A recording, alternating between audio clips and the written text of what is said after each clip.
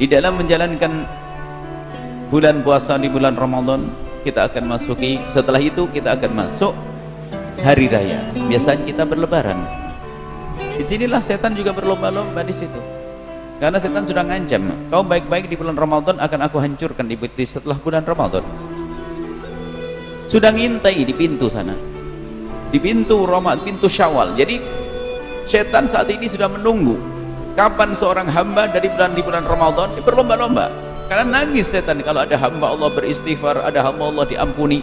Yang paling bikin sedih setan itu kan pengampunan Allah, istighfar. Sampai katakan qasamadhul istighfar, mematahkan punggungku, maksudnya telah menghancurkanku istighfarnya seorang hamba, khususnya di bulan Ramadan, karena Allah begitu murah memaafkan di bulan Ramadan. Ibaratnya begini, setan itu sudah menggoda hamba Allah bertahun-tahun, puluhan tahun digoda oleh setan, terjerumus, dan setan tepuk tangan senang. Ada orang kemudian dia melakukan kemaksiatan juga bertahun-tahun pun ternyata pada akhirnya masuki bulan Ramadan dia bertobat istighfar, ampuni aku ya Allah, ampuni aku ya Allah, ampuni aku ya Allah. Dan setelah itu diampuni Allah, menangislah setan itu, menyesal tidak ada kira, karena dia sudah berjuang, ternyata akhirnya pun umat ini bertobat. Maka dari itu ayo kita bikin setan menangis. Tobat yang sesungguhnya, memohon kepada Allah pengampunan, ini membuat setan. Tapi setan pun juga tidak akan puas, dia akan menanti di bulan Syawal. Sehingga terjadilah orang yang semestinya di bulan Syawal itu adalah kesempurnaan kita. Setelah di bulan Ramadan kita asyik dengan Allah, sebab kesempurnaan seorang hamba ada keseimbangan antara hubungan dengan Allah dan hubungan dengan sesama manusia. Setelah kita asyik dengan Allah di bulan Ramadan, lihat puasa ibadah khusus dengan Allah, kemudian banyak baca Al-Quran, i'tikaf, kemudian terus yang lainnya, ibadah-ibadah yang lainnya. Setelah di luar bulan Ramadan, bulan Syawal, kita gunakan untuk menyambung hati dengan sesama manusia, silaturahim untuk kesempurnaan.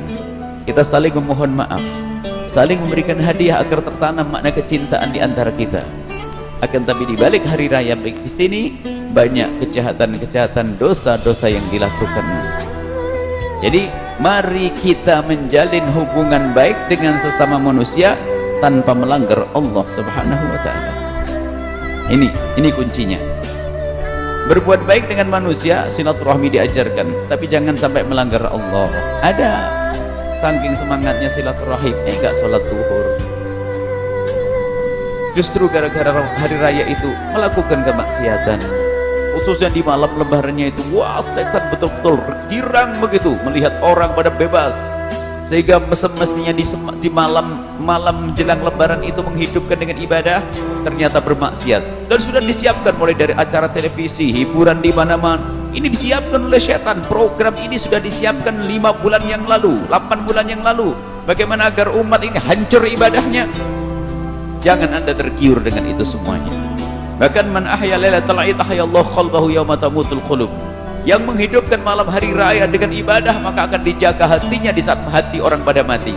Karena apa? Malam itu adalah malam setan bertebaran di mana-mana.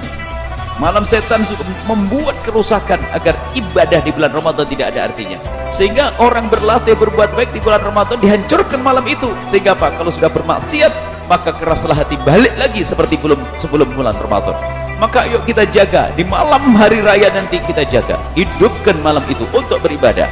Jangan terburu-buru asik dengan televisinya, jangan hiburan-hiburan di sana. Tidak, aku harus dengan Allah Subhanahu wa taala malam ini, malam hari raya itu adalah malam kemuliaan.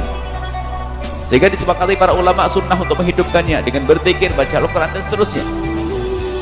Minimal di malam itu kita melakukan sholat maghrib, sholat isya berjamaah, kemudian tidur. Sholat isya berjamaah sama subuh berjamaah. Di antara sholat isya sama sholat subuh, tidur itu lebih bagus daripada kita harus keliaran kemudian melakukan kemaksiatan. Dan yang banyak masalah maksiat ini, karena betul-betul televisi pun dibuat acara hebat, heboh dan luar biasa.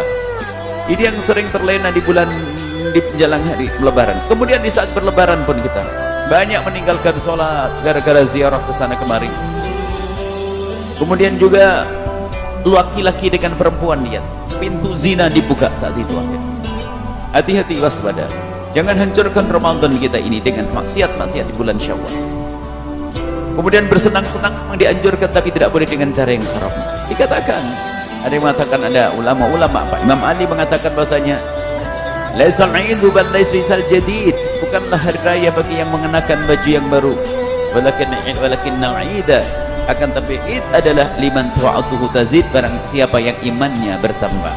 Jadi belajar di bulan Ramadan untuk beribadah, maka setelah masuk ke bulan Syawal, disitulah orang sudah punya kebiasaan baik sehingga tinggal meneruskan ibadah, meningkatkan ibadahnya kepada Allah Subhanahu wa ta'ala.